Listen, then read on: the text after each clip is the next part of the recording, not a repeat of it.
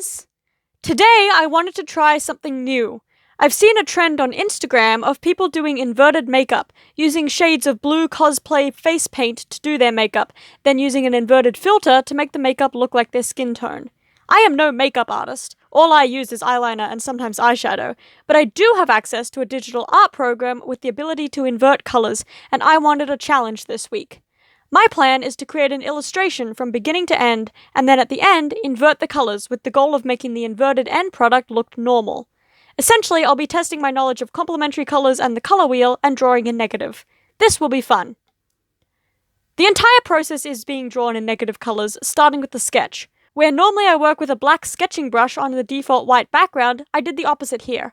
For some reason, it is surprisingly difficult to sketch in white on black, probably just because I'm not used to it. Another challenge with this art piece is that my only parameter is the way I'm drawing it. I could draw literally any subject.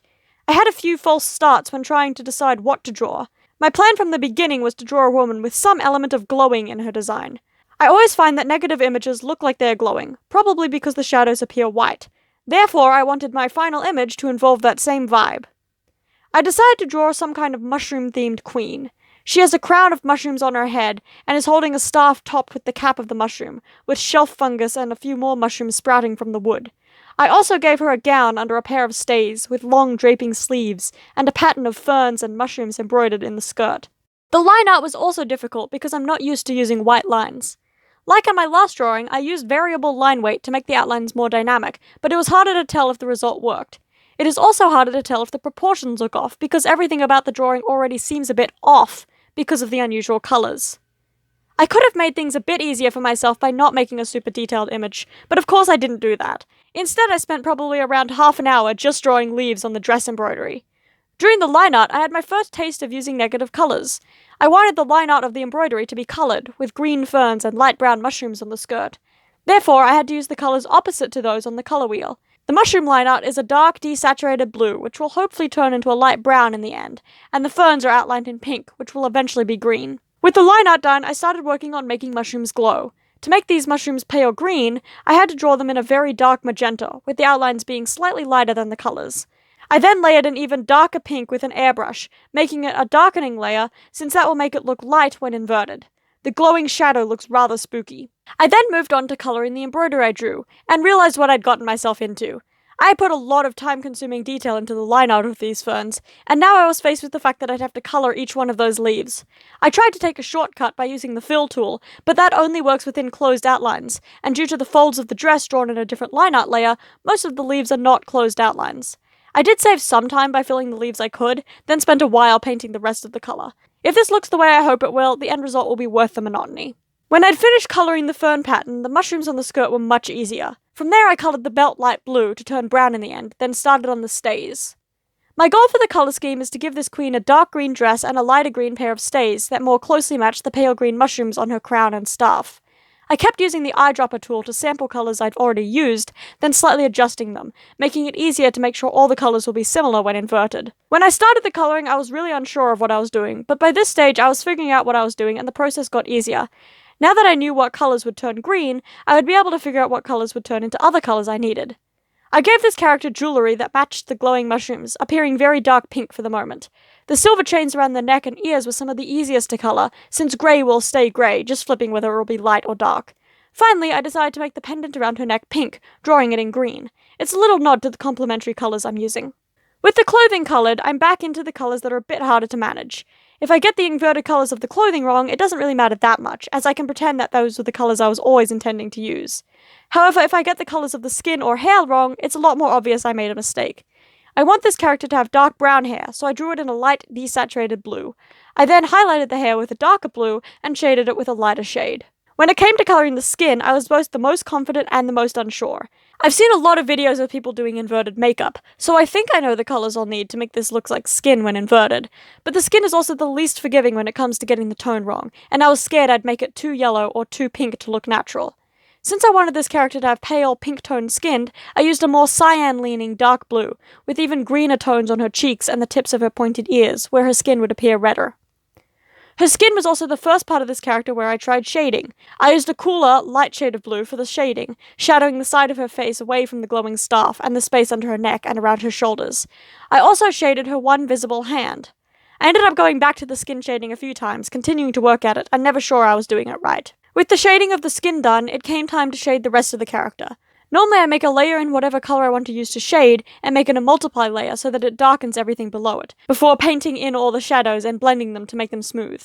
In this case, however, what will become shadows need to be lighter than the colors beneath them. I did everything the same except that I made this layer a screen layer, which lightens all the colors below it. I then did the rest of the shading the same way I normally do, although I noticed that it's harder to see if the shadows are well blended when they are light for some reason. Usually I leave my shading as just one shadow layer, but because there is a colored light source in this image, the glowing mushrooms, I added another layer where I could paint in that colored light. Of course, where the shadows are pale, this light is dark. With that, the character herself was drawn, and now I needed to give her a background. Due to the glowing elements of this drawing, I wanted it to be set at night, where glowing stands out more against a dark background. To make the sky look a dark blue-purple, I filled in the background with a pale shade of orange-yellow. To make this character standing on natural ground appearing to be dirt or moss, I used various shades of pale blue, purple, and pink with a natural brush to put down patches of color under her feet. I then added a shadow around the hem of her dress with a white airbrush. I decided to keep the giant mushroom theme of her staff and draw a cluster of huge mushrooms in the background.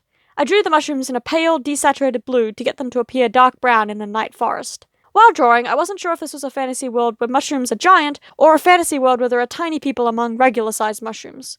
Looking back at the drawing now, I think I like the idea that the queen is a regular person, or magical person-adjacent species, after all she has elven ears, and the mushrooms are the size of trees. Drawing and shading the background were a bit harder than colouring and shading the queen, since I tend to shade backgrounds by section, rather than having one layer of shadows on top of flat colours. Luckily, mushrooms aren't too difficult to shade if I leave them fairly untextured. When drawing and shading the gills of the mushrooms, I made one of the worst mistakes one can make in Photoshop. I thought I had selected my brush to shade the gills near the stem in white, but I had actually selected the smudge tool. By the time I realized, it was too late. The smudge tool takes absolutely forever to load, and once I'd started drawing with it, I couldn't stop the process or undo until it was done drawing.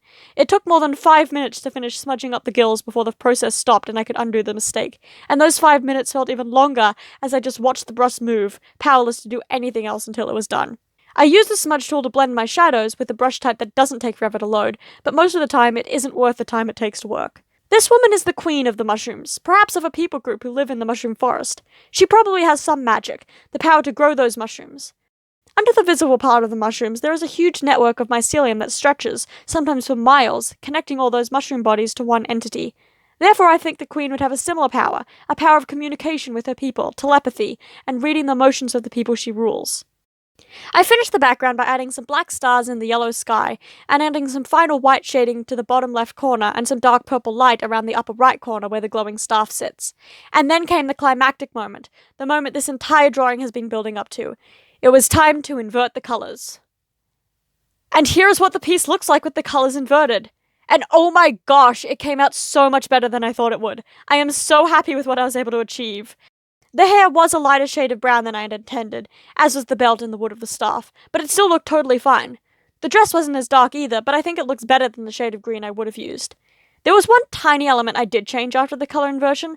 I didn't edit any of the colors, but working with the inverted colors had made it more difficult to see if there was an error in my proportions or placement, and the woman's left eye was a little wonky. I shifted it over slightly, but that was the only change I made.